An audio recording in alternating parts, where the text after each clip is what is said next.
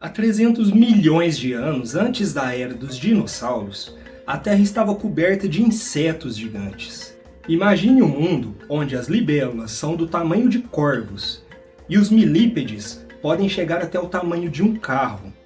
Por que os insetos eram tão grandes nessa época? O que o oxigênio tem a ver com isso e por que esses insetos foram extintos? É isso e muito mais que a gente vai ver nesse vídeo. Bem-vindos ao período Carbonífero, a era dos insetos gigantes.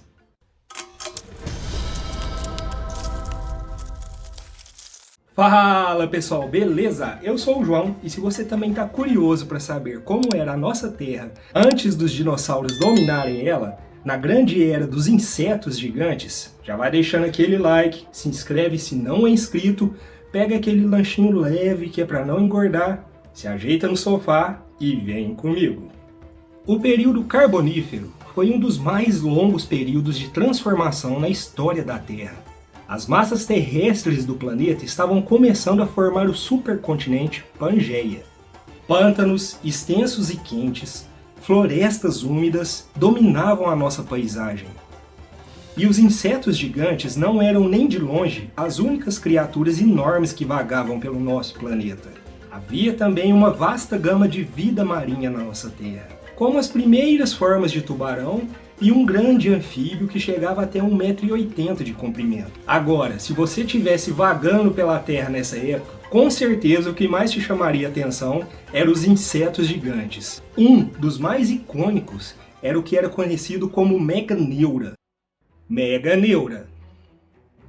Este inseto lembrava uma libélula moderna, exceto com uma grande diferença. Tinha envergadura de até 75 centímetros. Sim, e o mais assustador que isso é que ela era do tipo carnívora e caçava outros insetos menores e também alguns tipos de anfíbios. Agora, imagine você lá nessa época e tendo que se preocupar com esse tipo de inseto, né? A Meganeura, até um nome assustador, né? Já dá aquela a neura mesmo.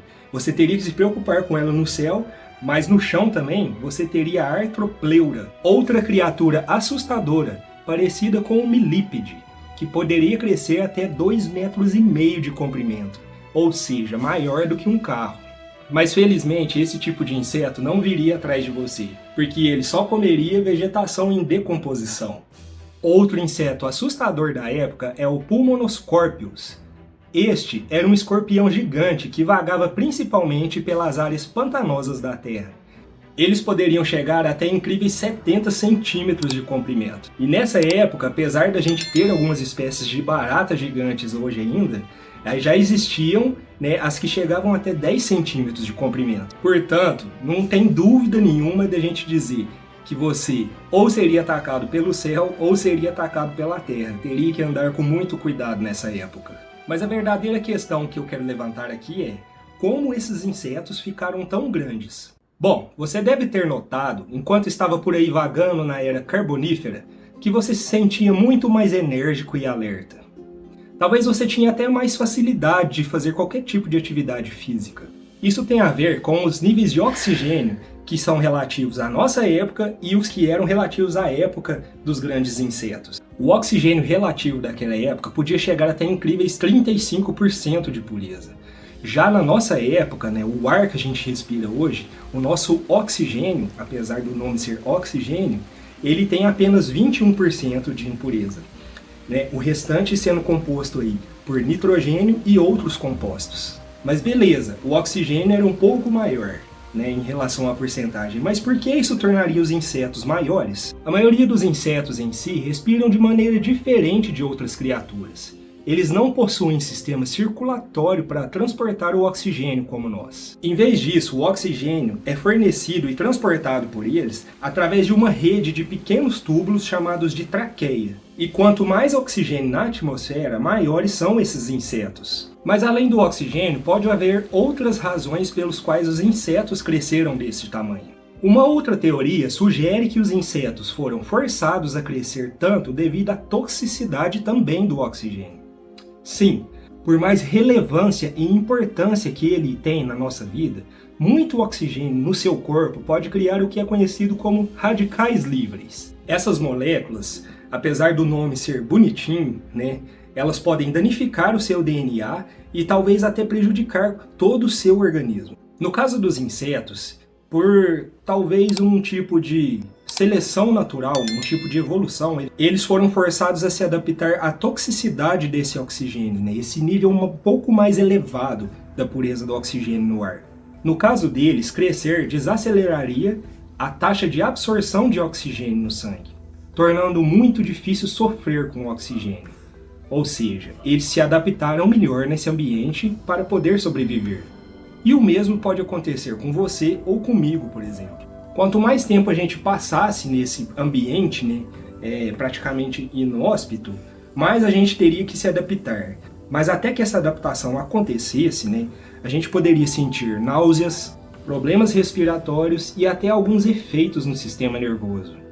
Agora, os insetos foram sem dúvidas as estrelas dessa era, mas não foram as únicas coisas a experimentar grandes mudanças no período Carbonífero, porque essa época também ficou conhecido como a Era do Carvão. Isso se deve às extensas jazidas de carvão que se formaram após a decomposição de florestas antigas. Essas jazidas de carvão, ainda hoje, né, são uma das principais fontes de energia que a gente pode utilizar. E, apesar do ciclo na Terra, né, ser difícil de imaginar que vivemos em um ciclo fechado, né, para água, para alimento, para carbono, muitas das frutas e vegetais que a gente encontra no supermercado provavelmente são descendentes de plantas que viveram há mais de 300 milhões de anos atrás.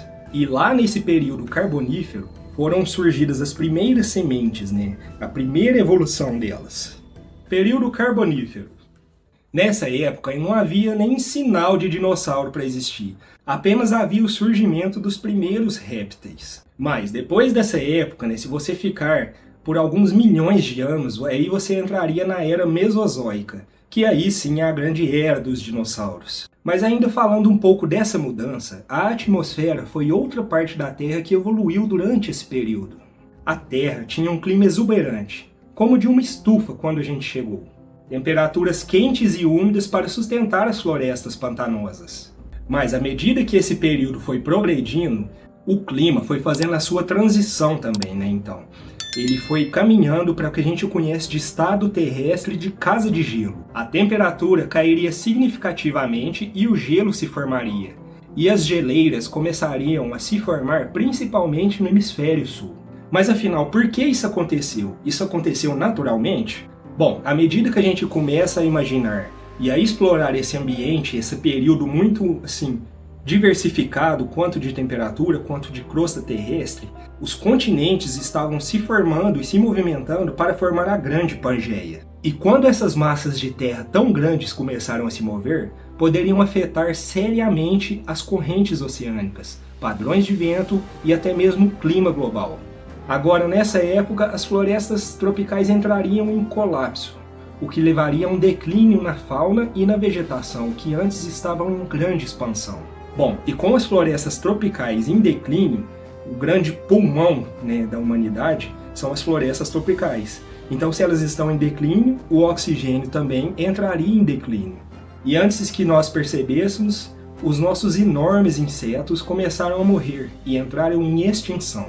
Sem os níveis mais elevados de oxigênio para sustentar o tamanho que eles conseguiram chegar, esses insetos gigantes não conseguiram sobreviver. Os níveis mais baixos de oxigênio e o clima mais seco criaram um habitat mais adequado para os insetos menores, como os que nós conhecemos hoje, por exemplo.